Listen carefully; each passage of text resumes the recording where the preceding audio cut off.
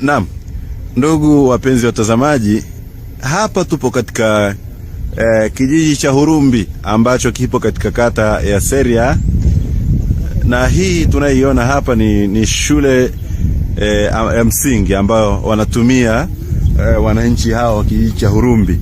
Tunavyoiona hapa ni shule hii, wanasoma wanafunzi kuanzia darasa la kwanza mpaka darasa la 4, na hiki tunachokiona hapa ni choo ambacho wanatumia wanafunzi wote. Wako zaidi ya 100 na pengine 200 kasoro. Hii ni hali kama unavyoiona ya shule.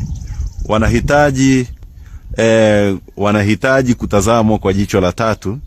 Vyumba vinavyoonekana ni vyumba viwili kama unavyoona. Tuingia ndani mpenzi mtazamaji, ili uweze kuona kwa uzuri. Hii ndio hali ya shule ya msingi, iko katika kijiji cha Hurumbi, kata ya Seria, wilaya ya Kondoa.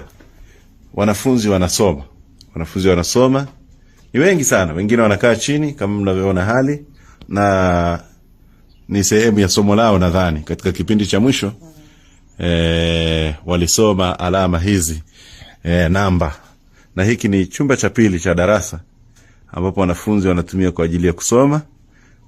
Ni kijiji ambacho kiukweli kina wananchi wengi sana. Tunaomba serikali watizame, na hapa ni sijui tuite ni ofisi au ni nini, lakini kama mnaona hatuoni hata ofisi ya mwalimu au walimu, kwa sababu shule hii ina walimu 4.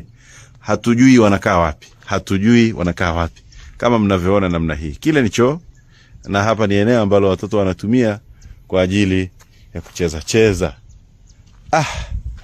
Ni Tanzania yetu hii, Tuwaunge mkono popote